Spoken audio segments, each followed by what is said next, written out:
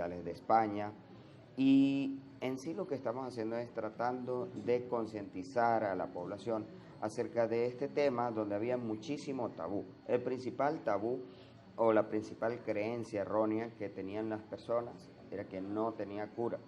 Sin embargo, con los avances de la tecnología, quiero decirles que no es sencillo, no es fácil, pero sí hay cura. Sí hay cura para la persona y lo principal que tenemos que dar es como esa luz al final del camino, que entiendan que el tinnitus, zumbidos, acúfeno, que es lo mismo, lo único que tinnitus es en idioma anglosajón, acúfeno es en español, ese ruido que la persona siente que desespera y que es sumamente molesta para la persona que lo siente. De hecho, mi consulta últimamente ha tenido muchísimas personas que han venido por esta síntoma tan desagradable. Fíjate que digo síntoma, no enfermedad. Por supuesto. Y además le quería consultar, doctor, ¿cuáles son esas manifestaciones? Nos habla sobre ese pitido, ese sonido molesto y además ese mareo, esa falta también de ese equilibrio que puede tener la persona, porque si el oído tiene que ver con el equilibrio de nosotros. Por supuesto, mira, el oído interno no es la oreja que tenemos afuera que vemos, sino adentro está una computadora que procesa tanto todas las señales externas, las transforma en un sonido que nuestro cerebro lo interpreta como sonido.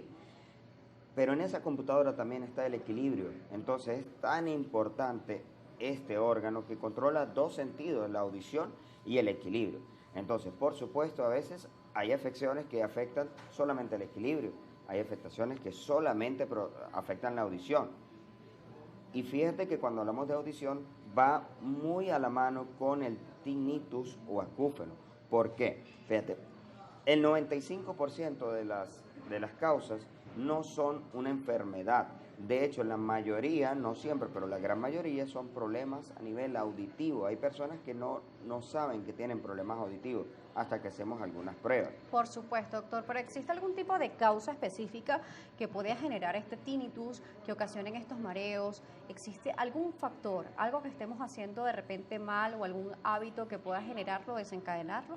Claro, mira, por ejemplo, todo lo que hagamos que nos dañe la audición puede condicionar a problemas de tinnitus. Por ejemplo, los adolescentes, ahora que andan siempre con sus audífonos todo Claro, el que a día, veces elevamos mucho el todo volumen. volumen, nosotros mismos, cuando vamos a fiestas o a sitios donde las cornetas y nos ponemos justo al lado de la corneta, todo esto donde no usamos protección y sin nombrar a las personas que trabajan o que están expuestas a ruidos y no se protegen. Entonces, toda esta exposición a ruidos puede generar a la larga pérdidas auditivas que posteriormente se van a manifestar como ruidos, tinnitus.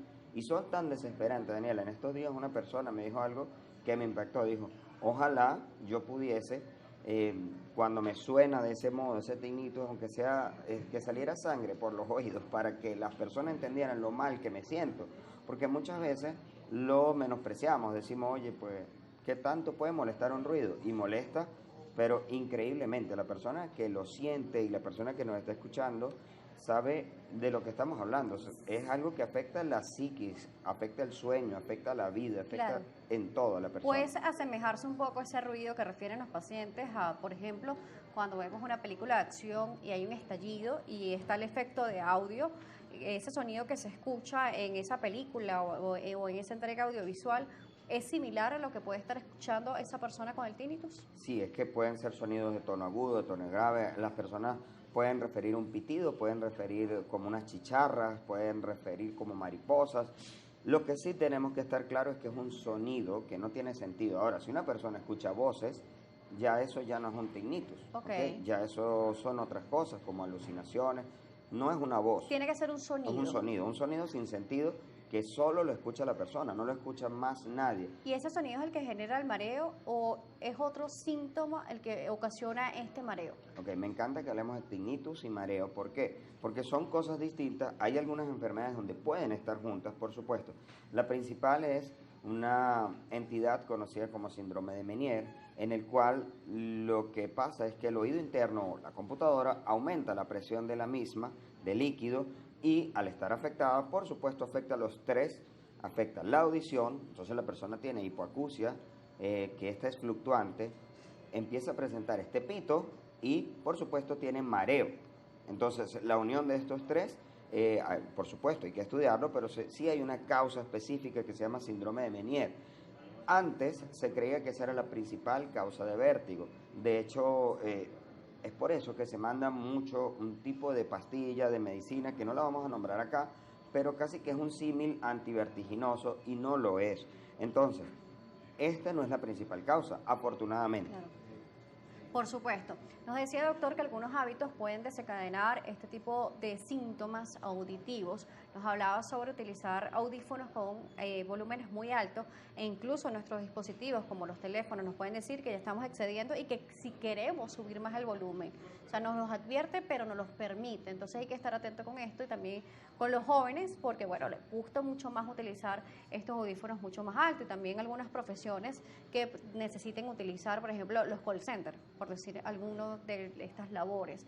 ¿Qué se puede hacer para una buena higiene en nuestros oídos? Y no estoy hablando de la cera, estoy hablando de una higiene en general, porque la gente cree que dice, no, es que yo me limpio los oídos. Y justamente siempre tocamos este punto porque no hay que limpiar los oídos. Exactamente, mira, cualquier afectación, incluso un tapón de cera pudiese generar tinnitus, cualquier afectación del oído pudiese generarlo. Entonces, ¿qué debemos hacer? Mira, si vamos a una fiesta, tratar de no pegarnos en la corneta. Si vamos a estar expuestos al ruido o si nuestra profesión es expuesta a ruido, usar unos taponcitos. Los audífonos no más del 60%. No debemos exceder estos límites porque uno al principio no entiende que esto puede afectarlo a la larga. Es como lo que estamos, o cuando ahorita lo que salió del tabaco, o sea, lo que se hace en la juventud o lo que se hace puede tener repercusiones en nuestra vida adulta. Entonces, es indispensable tomar medidas o cartas en el asunto. Por supuesto. Y además, yo le nombraba eso de no tocar los oídos porque también muchas veces cuando utilizan estos hisopos, cotonetes o como lo quieran llamar, a veces pueden perforar el tímpano y eso también puede ocasionar dolor de oído, incluso algunos mareos, entonces relacionarlos con otras cosas, pero están lesionando el oído.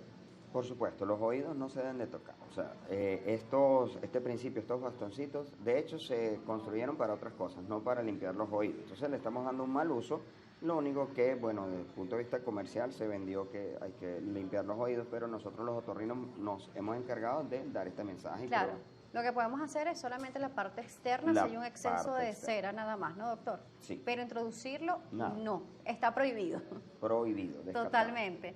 Doctor, vamos a irnos a la pausa. Nosotros vamos a irnos saludando también a la señora Betty, que también es especialista, anestesiólogo, y la mamá del doctor Jesús, que en Puerto Ordaz están ahí activos, viendo al doctor Jesús Peña Prato, que al regreso nos seguirá hablando sobre el tinnitus y los mareos. Ya saben, preguntas, comentarios, redes sociales, @salud_gb, @Daniela J. Salas. Volvemos.